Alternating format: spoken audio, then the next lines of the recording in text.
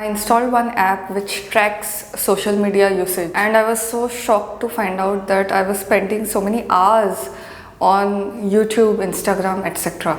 Today is the day where I am doing social media detox, where as I'm filming this, okay, by the time this gets uploaded, that will be over. I have kept one day which once in a week, for me it is Monday, where I do not check social media, and I've recently started this. It's helping me get perspective, calm to myself. Hi, this is Aatiya here. Welcome to PhDpreneur, where we discuss about PhD, mindset and everything in between. So today's video would be an in-depth discussion about why we watch YouTube or any other social media platform. What is it that keeps us hooked over there, and how do you get out of it? As of now, you look into your phone and tell me, did you check any social media in the morning? The answer is yes, then this video is for you. If the answer is no, then I suggest you watch the video and share it to whoever needs it. Our frustration day by day is increasing, and somewhere YouTube or any kind of social media platform, it is a way to escape our lives. Important to realize what is it something that makes us escape to this kind of world. There are positive as well as negative side, and we will see into all of that in today's video.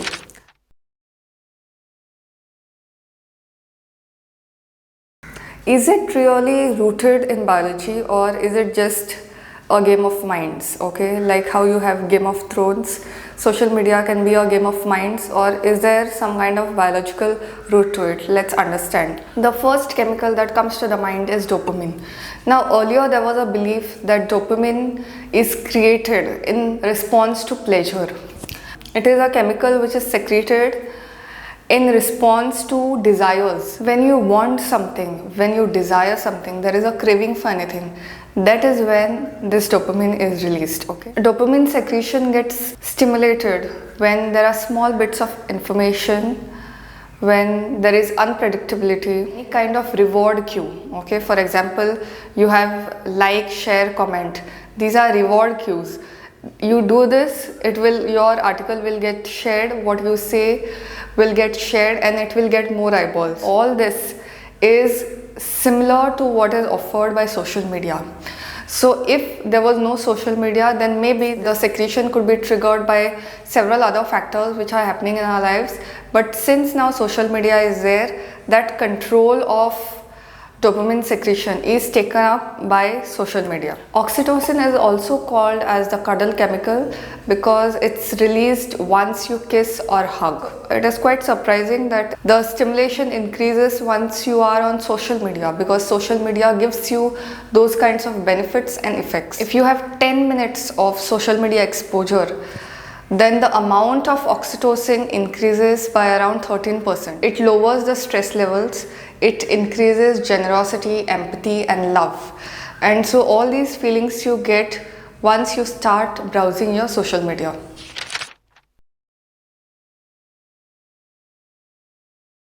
Moving on to emotional triggers. Now that we have understood that biology is responsible, let's move to emotional triggers, because these are something that we might want to control. There is always this feeling of dissatisfaction, frustration. Every time you open social media, there is subconsciously you feel that somewhere I have to improve, which is a good thing, but then excessive amount of it gets translated into feelings of inadequacy, not being good enough, not feeling good about yourself, having body image issues.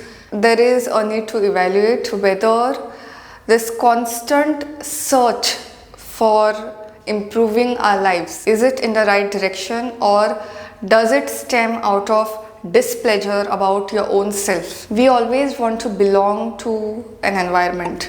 When I was a kid, I used to get very frustrated when I was not in any kind of group. All human beings have this need and craving to belong to a particular group, to belong to a particular tribe. Social media has this opportunity to mingle with others, even if you are very socially awkward. I see same individuals moving very free and feeling very free on social media. Every time we are giving some kind of impression to others, there is a lot of buzz about brand management and personal brand in general.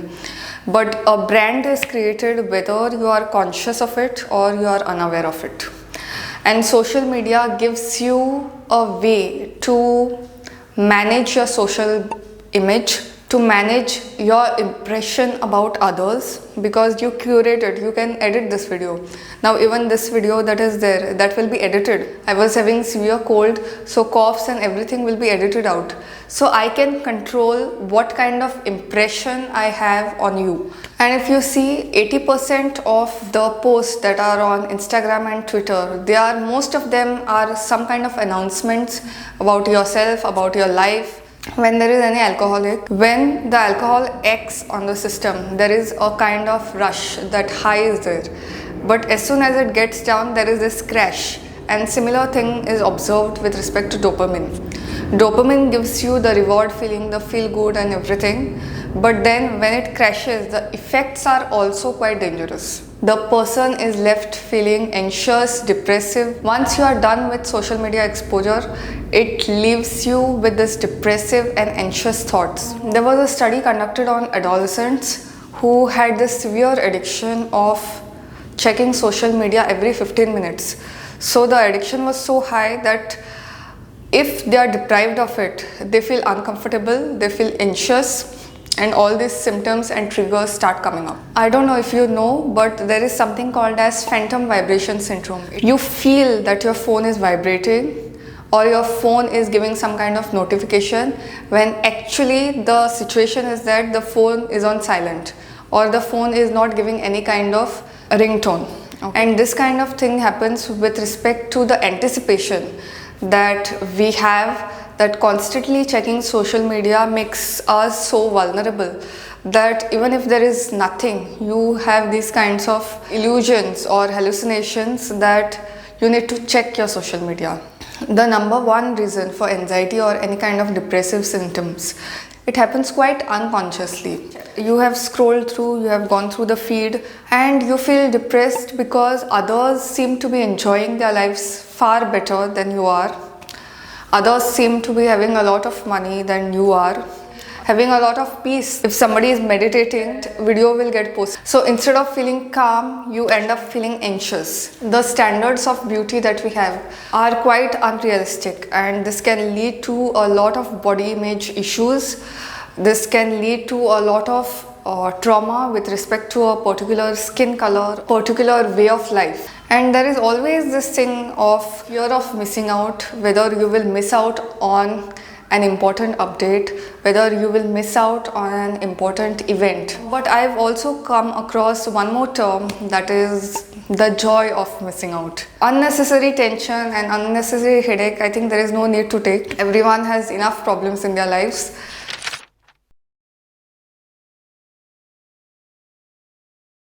A few strategies that can help. The first thing is having a tracker.